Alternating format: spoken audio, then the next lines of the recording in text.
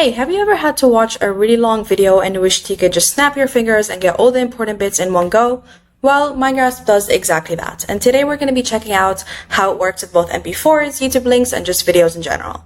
Alright, so let's just start by grabbing a video, whether it's a lecture from your professor or a tutorial you found online perhaps, and you're going to very simply drag and drop that video onto here. Or alternatively, you can very simply upload a link. So over here I have a YouTube video that's around 40 minutes long. I'm going to very simply just copy paste this link, head back into Mindgrasp and click paste the link, and then paste it onto this box over here. And in just a few seconds, Mindgrasp would have automatically transcribed the entire video.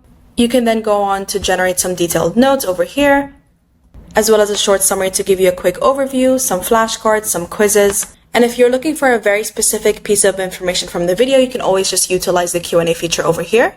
Q&A can completely streamline your entire research process as well as answer any questions you may have from the video. And there we go. In just a few seconds, I've gone from a 40-minute long video to easily digestible information that will take me around 10 minutes to learn simply through using Mindgrasp.